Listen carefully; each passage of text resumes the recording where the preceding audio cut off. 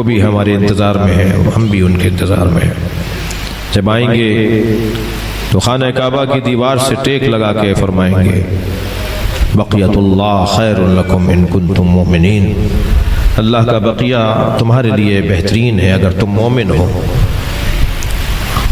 اور پھر اس کے بعد حضرت سب سے پہلی جو زیارت کریں گے وہ اپنے جد حسین کی قبر کی کریں گے۔ قبر امام حسین سے تو مختار نے بھی اپنی تحریک کا آغاز کیا تھا نا، ایسے امام بھی اپنی تحریک کا آغاز قبر امام حسین سے کریں گے، اور پھر وہاں سے نجف جائیں گے۔ روایات میں کوفہ لکھا ہے کیونکہ حدیث میں نجف کا لفظ نہیں ہے، نجف کا لفظ بعد میں بنا ہے۔ پھر وہاں سے آپ نجف جائیں گے یعنی کوفہ جائیں گے، یعنی مولا علی کے مزار پہ جائیں گے، اور میرے مولا وہاں پہلی نماز جماعت پڑھیں گے جس میں حضرت عیسیٰ ان کے پیچھے کھڑے ہوں گے، ان کے مکبر، ان کی اقامت کہنے والے حضرت عیسیٰ ہوں گے، اور بصرے تک صفیں لگیں گی جو پہلی نماز جماعت ہوگی۔ اور جب کربلا سے اپنی تحریک کا آغاز کریں گے تو حضرت کے گنبد سے وہ سرخ پرچم اتاریں گے۔ وہ پرچم سرخ ہے ہی اس لیے کہ ابھی اس مقتول کا بدلہ نہیں ہوا، اور بدلہ بھی وہی لے گا جو وارث دم ہوگا، جو خون کا وارث ہوگا نا، جو ولی دم ہوگا وہی بدلہ لے گا۔ لہٰذا امام اپنے جد حسین کا بدلہ لیں گے۔ حضرتارو، بدلہ کن سے لیں گے؟ یزید تو نہیں ہوگا، شمر تو نہیں ہوگا، جی خولی اور سنان تو نہیں ہوں گے۔ تو جیسے یہاں بدلہ لینے پر ان کا ہونا نہ ہونا کوئی ضروری نہیں ہے، ایسے ہی مختار نے جو ان کو مارا وہ حسین کا بدلہ نہیں تھا۔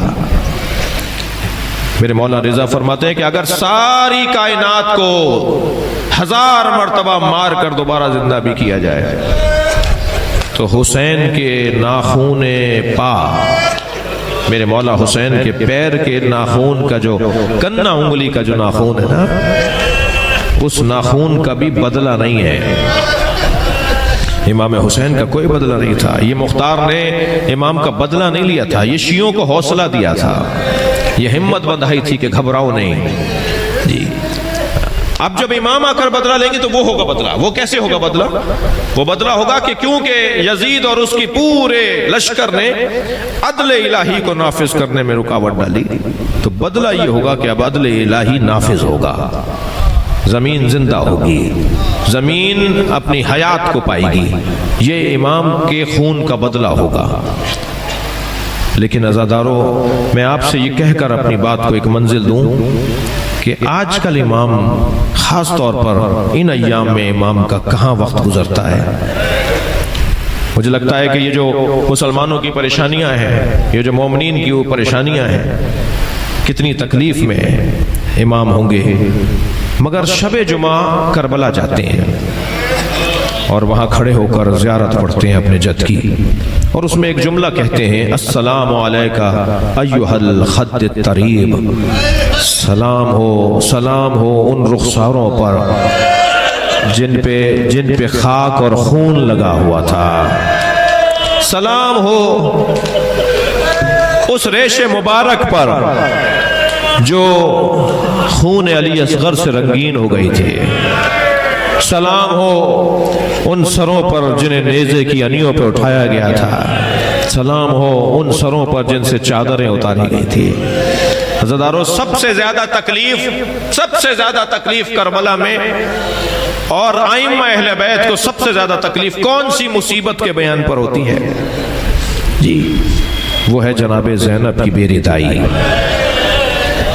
جو بی بی اپنے بابا کے سامنے بغیر چادر کے نہ جاتی ہو، جو بی بی اپنے بھائیوں کے سامنے بغیر چادر کے نہ جاتی ہو، اس نے شام غریبہ میں زندگی کی پہلی نماز بغیر چادر کے کیسے پڑھی ہوگی؟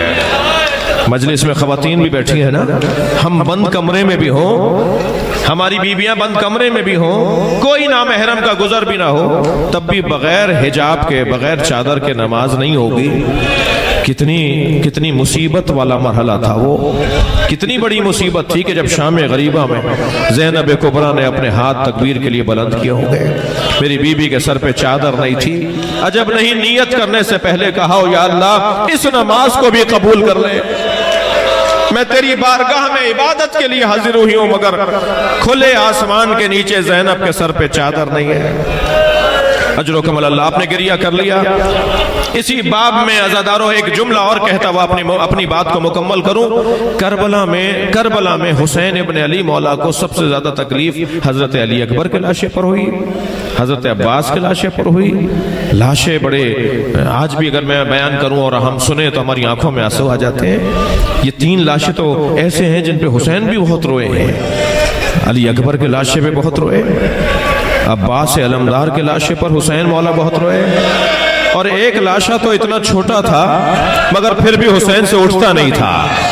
کبھی آگے جاتے تھے انا للہ، کبھی میرے مولا الٹے پیر واپس آتے تھے رضاً بقضائہ و تسلیما لامرہ۔ ان لاشوں پر میرے مولا کا گریہ، مولا کی روحی تکلیف دیکھنے کی ہے مقتل میں جو بیان ہوا ہے، لیکن سب سے زیادہ تکلیف علامہ نقن صاحب فرماتے ہیں امام حسین کو کب ہوئی۔ اس کا منظر انہوں نے یوں بیان کیا کہ مقتل میں لکھا ہوا ہے جب حسین گھوڑے سے گر گئے۔ جنہیں رونا آ رہا ہے اپنی آوازوں کو آزاد رکھیں گے، میں اپنے اس روایت پر بیان کو مکمل کروں گا۔ جب آپ بلند آواز سے روتے ہیں تو امام جعفر صادق دعا دیتے ہیں، جب میرے مولا گھوڑے پہ ڈگمگا رہے تھے، کبھی دائیں گرنا چاہتے تھے، کبھی بائیں گرنا چاہتے تھے، سنبھل کے بیٹھ جاتے تھے، اور جس جانب گر رہے ہوتے تھے اس جانب اشارہ کر کے کہتے تھے لا واللہ لا واللہ۔ میں نے حرم حضرت معصومہ خم میں آیت اللہ مشکینی سے یہ مصائب سنے، وہ بیان کر رہے تھے کہ عرب لا واللہ کا جملہ وہاں کہتا ہے جہاں کوئی کچھ دینا چاہتا ہو اور یہ لینا نہ چاہتا ہو۔ حسین گرتے گرتے کیوں کہتے تھے لا واللہ، مجھے نہیں چاہیے، مجھے نہیں چاہیے۔ کوئی نظر نہیں آ رہا، مقتل نہیں بتا رہا کہ حسین کو کون کیا دے رہا تھا۔ فرمانے لگے ذرا معرفت کی نگاہوں سے دیکھو، جب حسین گرنے لگتے تھے نا تو ماں زہرا آگے بڑھ کے کہتی تھی میری گود میں آ جاؤ، اجرکم اللہ۔ نبی آگے بڑھ کے کہتے تھے اے میرے لال میری آغوش میں آ جاؤ۔ کبھی علی آگے بڑھ کے کہتے تھے میرے حسین میری گود میں آ جاؤ، اور مولا اشارہ کر کے کہتے تھے لا واللہ اماں یہ میرا امتحان ہے، نانا یہ میرا امتحان ہے، مجھے خود گرنے دیجئے۔ جب میرے مولا گھوڑے سے زمین پر آ گئے تو کچھ دیر کے بعد کئی مرحلے ایسے گزرے، کسی نے پتھر مارا، کسی نے تیر مارا، کسی نے میرے مولا کے تبر مارا۔ پھر ایک وقت ایسا آیا کہ امام زمین کربلا پر تھے مگر امام کے بدن مبارک میں تحرک نہیں تھا، تو قاتلوں کا حلقہ تنگ ہونے لگا۔ خنجر بردار اور تلوار لیے ہوئے اور تبر اور نیزے لیے ہوئے قاتل آہستہ آہستہ قریب ہونے لگے، تو ایک سپاہی نے، ایک ظالم نے، فوج اشقیہ کے ایک سپاہی نے کہا اتنا رک جاؤ کہ حسین کی روح پرواز کر جائے۔ تو ان میں سے ایک نے مڑ کر دیکھا اور کہا کیسے طے کریں حسین ابھی زندہ ہیں؟ تو ایک اور ظالم نے کہا میں ایک جملہ کہوں گا اگر حسین زندہ ہوئے تو اٹھ کے بیٹھ جائیں گے۔ میں اس ظالم سے کہوں گا کیا تکلیف دینا چاہتا ہے مولا کو؟ انہوں نے کہا بولو کیا بولنا چاہتے ہو؟ تو اس نے آواز دے کر کہا حسین زمین کربلا پر ہے اور سپاہیوں نے زینب پہ حملہ کر دیا۔ بس یہ جملہ سننا تھا، امام نے کوہنیوں پہ زور دیا اور میرے مولا اٹھ کے بیٹھ گئے، اپنا ہاتھ فضا میں بلند کیا، پہلے میرا گلا کاٹو پھر میری بہن زینب کی طرف جانا، ابھی حسین زندہ ہے۔ اللہ لعنت اللہ علی قوم الظالمین۔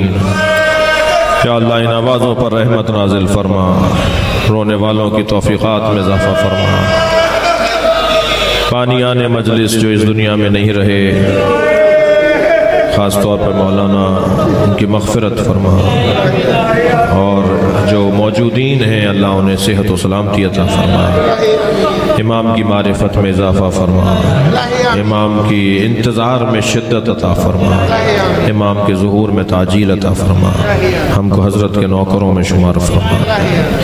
ربنا آتنا فی الدنیا حسنۃ وفی الآخرۃ حسنۃ وقنا عذاب النار۔ الہی و سیدی و مولائی اغفر لأولیاء